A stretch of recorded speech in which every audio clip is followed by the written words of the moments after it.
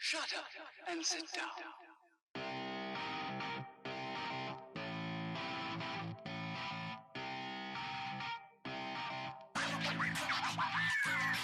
Hello and welcome. This is me, Liverpool.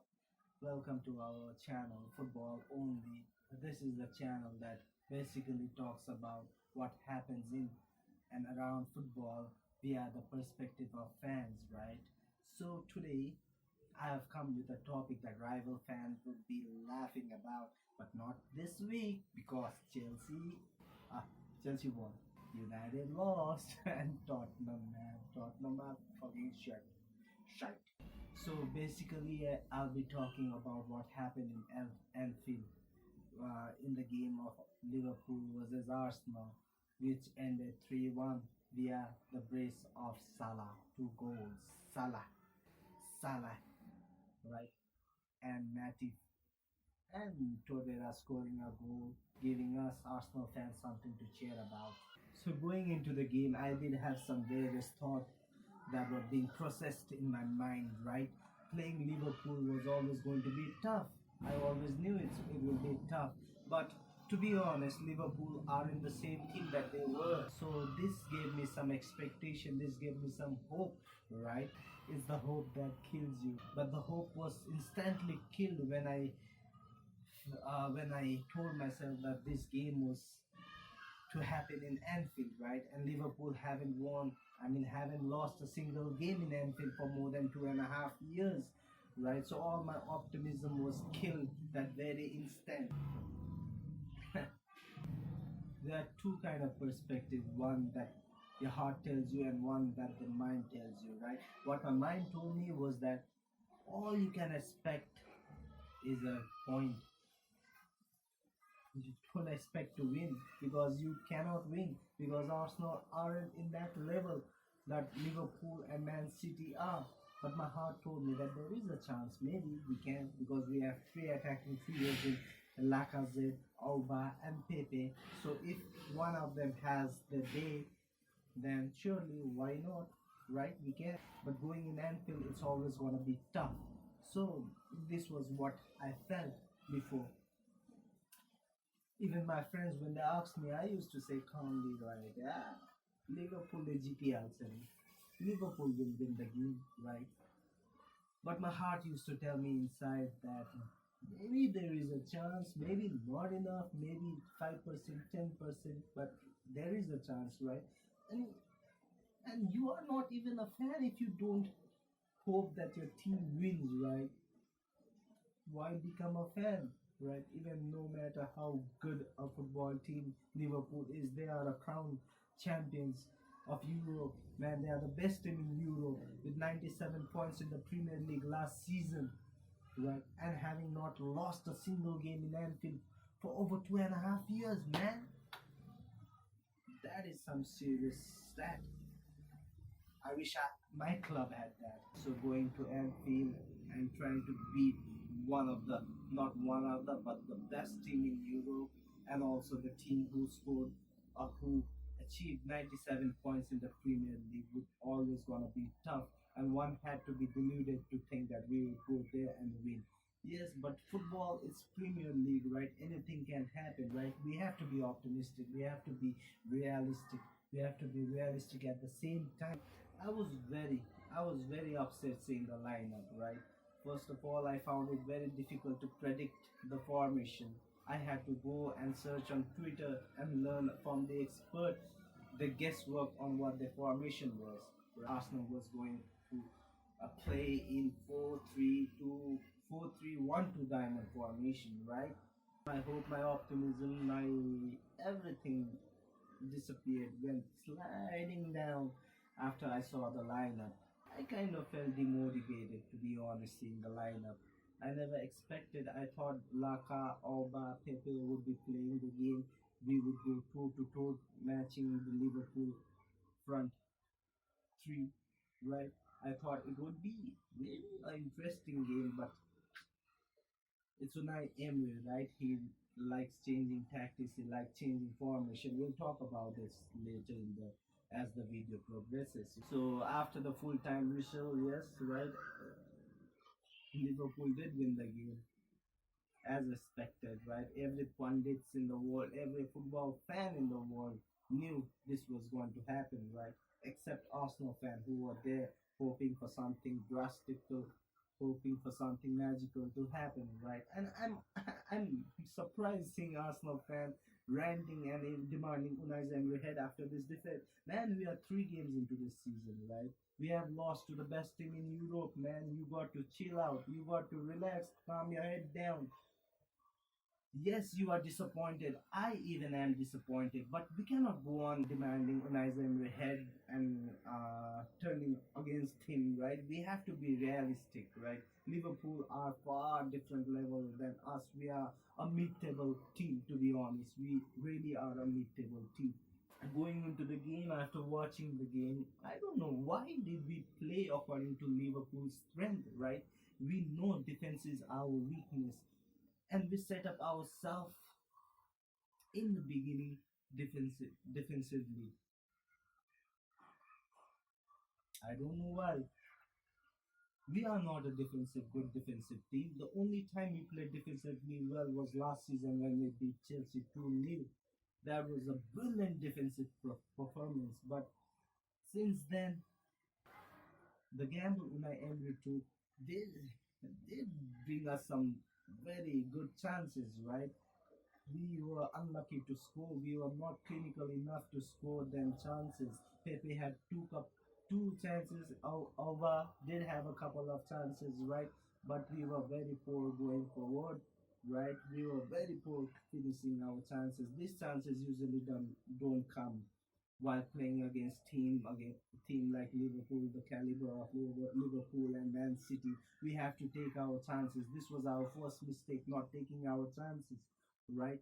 And then silly mistake in corner. Let me talk about this. I'll go and talk about this in the section VAR, right? So another thing we did was we didn't go with wide players. We played two up front, and that did cause us some trouble. It gave plenty of spaces for Liverpool fullbacks, right? And it didn't amaze me that Robertson single-handedly did cross 17 times in our box, man. So yeah, we did start on a back foot, but to be honest, it's Liverpool, so I won't be complaining. If we were clinical, things would have been different, but no complaints, right? Clinical, we need to be clinical enough in the Premier League, especially playing against big teams. So there is no ifs and buts. I accept the defeat with my heart, and I know we will bounce back stronger because the way we played good football. We did play good football because judging by last season, our away form is terrible, man. We only managed to win 3 away games, I think, right? So, which came in different calendar month. Luckily, we did get our first win, away win in the first game this season. I hope improvement will be seen, especially by the signings we have made. And I'm optimistic. I'm positive the way I saw my team because in previous years the same Arsenal would be conceding 5 goals, right? This time around we did concede 3 goals, but the way we conceded it, if improvement are to be made, we can surely minimize this mistake. And talking about Arsenal not playing white players, even Klopp was surprised after the post-match press. He said that he was surprised seeing Arsenal play the diamond formation because, man, really, you don't play diamond formation against Liverpool, especially have the Liverpool who counter attack. I mean, who attacks via their fullbacks who have three. I won't say world class, but three very good players up front. We don't team don't give them spaces on the wings. They will destroy you. Luckily, on that certain day, we weren't punished, but things could have gone very bad, right? Another thing that I would also want to talk about is that Unai Emery is a coach that who likes to throw tactically things, who likes to change the formation, change the lineups here and there, now and again, right? But is this a good thing?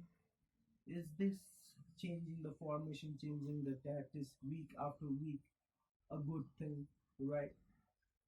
I barely don't know. Previously, Arsenal fans used to complain. We as a human, we are never satisfied with what we get, right? Previously, when Arsene Wenger was our manager, we always complained that we always played the same formation, we always played the same team. Now we have a different manager, and now we are complaining about not playing the by not for playing different formation every time. I mean, I have two thoughts about this, right?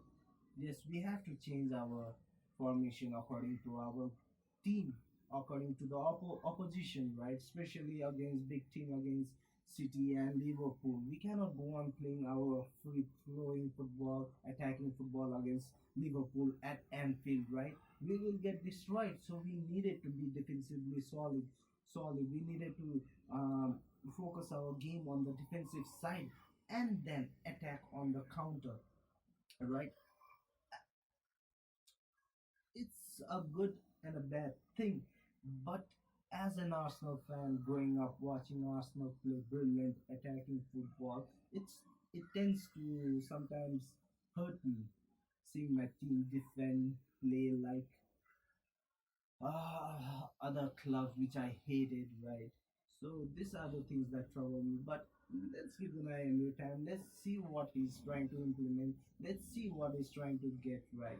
So I'll be backing my manager. To be honest, we are not going to win the league. We have to be realistic, right? We have to be realistic. We are not going to win the league. The most we can hope for is the third place, right? And I think it is achievable. So let's see. Let's hope for the best. I'm very optimistic about the future. We don't have a clear style of play, to be honest. Arsenal currently under Unai and we don't have a clear style of play. We mix it so much that even I think even our players are confused, right? But let's hope. But slowly, but things will be seen slowly since now players are starting to gel. Our injury crisis, we all know.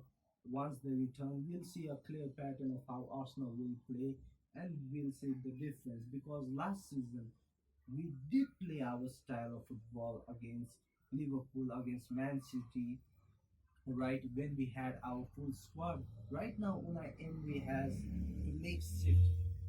He doesn't have the first choice player.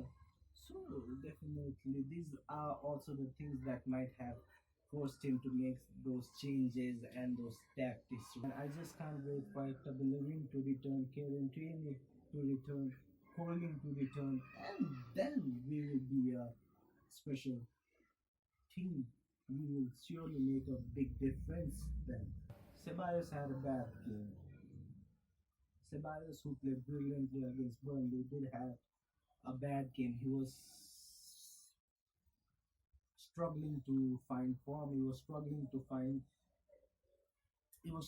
to adapt to the pace of the game, right? So I thought he should have been he should have been changed at halftime, like, right? But the substitution was very late. Even Laka didn't come until the 10th ending last 10 minutes. I mean, maybe we were not planning to score, but we were preventing damage limitation. Unai Emery was trying to limit the damage by not conceding more goals. Maybe that was the case, right? Now let's talk about the brilliance. Pepe, masterclass, man. Wonderful player, man. He showed the quality against Liverpool, turning the defense left, right, and center, especially Robertson. He was swung like a little baby running after her mother. So this was a good game. He did have 7 successful dribble and maybe we are not getting a point for this, but this has become a thing. I don't know why, but this has become a thing. So Van Dyke has never been let's say hasn't been dribbled past. for the past 50 Premier League games. So Mbappe had become the first player to dribble past him. This is good, right? But not the thing that I would share and say, share or brag about, right? VAR. VAR. VAR. I've never been consistent. It boils my blood. Post goal were considered. Van Dijk was catching Sokra on his neck and manhandling Guendouzi. And Papa was the one who was marking Matip. I mean, can't the referee see? Okay, if the referee haven't seen it, can't the VAR official see even the second goal? I mean, okay, David Lewis did pull Salah's shirt, but man, that was very soft. I mean, the game ahead, Marshall was denied a penalty. He was pulled down to the floor. He was pinned down to the floor, yet penalty wasn't given. And Salah, he was just tucked. And in the same scenario, when Pepe's shirt was being tucked by Van Dijk, why wasn't the penalty given? Where was our penalty? I only wish VAR was consistent. Yes, VAR is a great addition to the game. The game will be fair, but at least be consistent, right? VAR has to be consistent. One moment they are giving the same decision as a foul, but another moment they are ignoring it as if nothing has happened.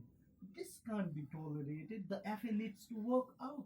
The only thing VR is clear about right now is offside rule. Other is all impromptu. It was the second goal that led to our third goal, right? David Luiz, who was yellow carded. In the third goal, he couldn't make a tactical foul on Salah because he was already yellow carded. And David Luiz himself did say after in the interview that if because of the yellow card, he had to stop himself from making a tactical foul on Salah. So therefore, Salah just dribbled past him like a fish and scored another goal. Anyways, I'm positive and up for the game. Next game, I'm looking forward for the next game. And the season is long. Anything can happen. This defeat would have been more terrible if United and Tottenham had won the game. Right? Luckily, they both lost, and this defeat doesn't seem so much terrible right now, especially early on the season. It's a good it's a good push on the back. It's a good thing if our team learns from the mistake. Right, next week they have Tottenham, and that is the game we must win. Right, no draw, no anything, no excuses. We have to win. Come on, let's do it. Come on, you Gunners. Do not forget to like, share, and subscribe our channel. We'll be coming up with more contents. Till then, see you. Have a good day.